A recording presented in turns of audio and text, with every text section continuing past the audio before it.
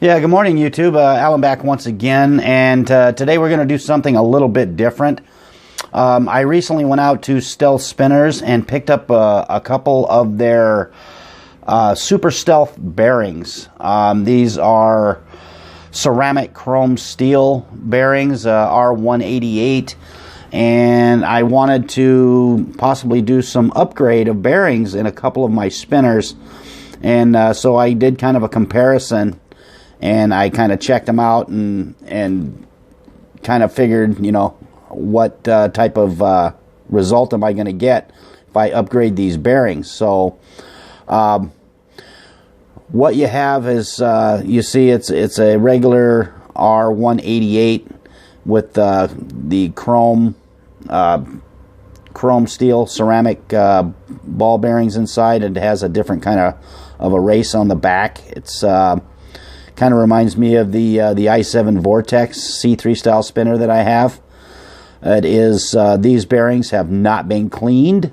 These are basically right out of the box, and the spinners that I tested them in all have bearings that have yet to be cleaned as well. So it's kind of an apples to apples kind of a comparison.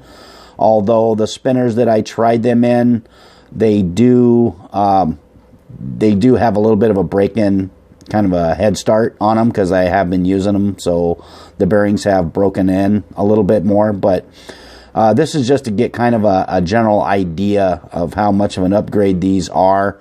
Now, in all of the spinners that I tested, the Super Stealth portion of this, what they're talking about is, you know, being more quiet.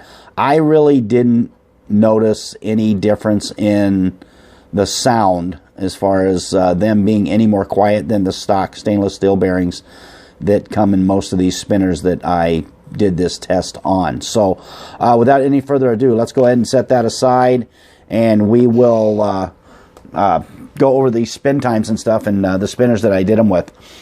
First up, I took my OHQ torque bar clone, which is pretty brand new. I haven't had it that long, so this is pretty much almost a straight up apples to apples kind of comparison. It does have a regular stainless steel R188 in it, and the stock time that I got on the bearing that comes in it is 7 minutes and 18 seconds.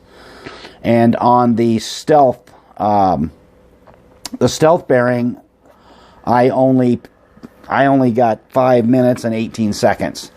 So there was a bit of a drastic drop in spin time with this OHQ. So what I did next is I broke out my Busy Minds Mini Cortex, which is one of my favorite spinners. So I was really hoping that I could upgrade this one.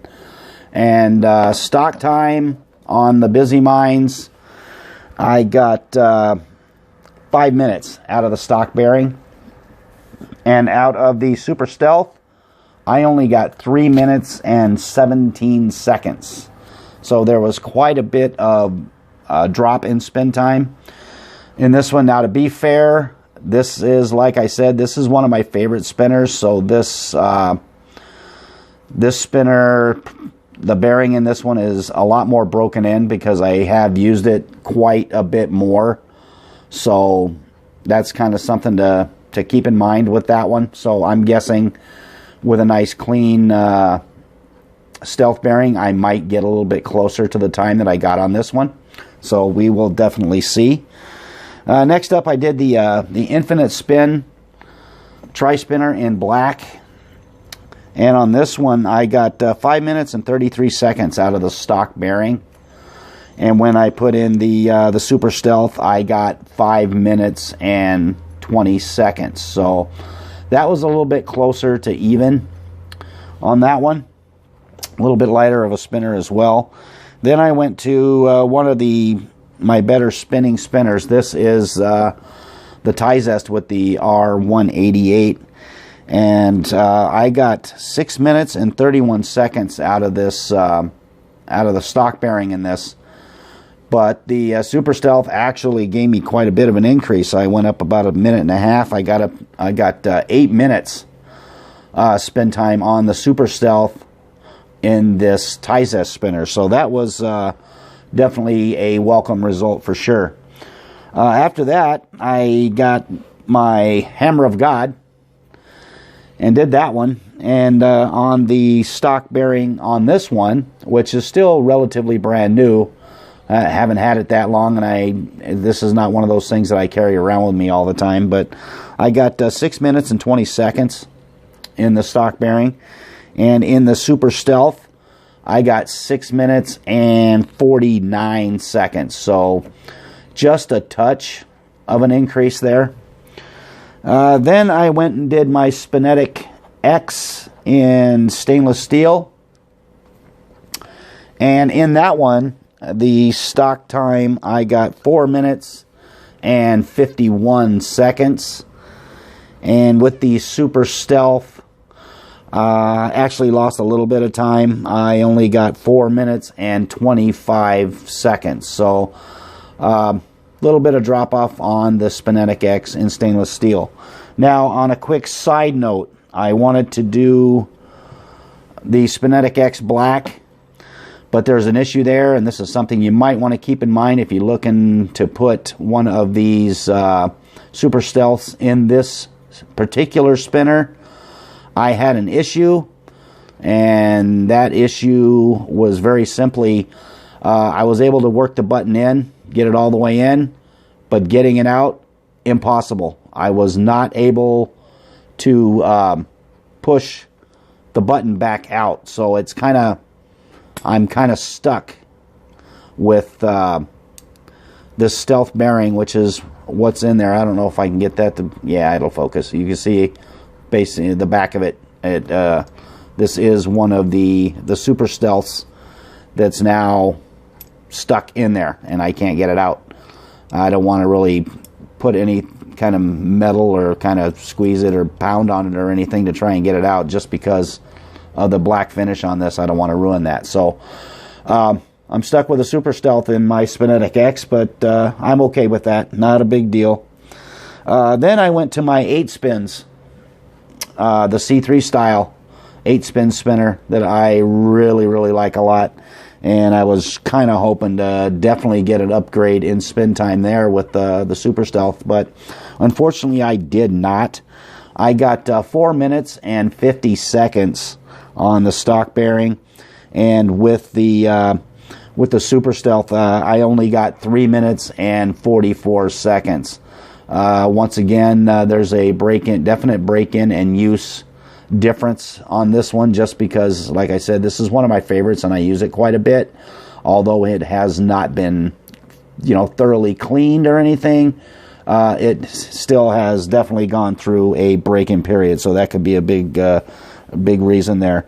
And then the last one I did the Sigreen mini tank, and on this one the stock bearing got me 5 minutes and 46 seconds, which is really just a phenomenal time in itself for such a small spinner like this.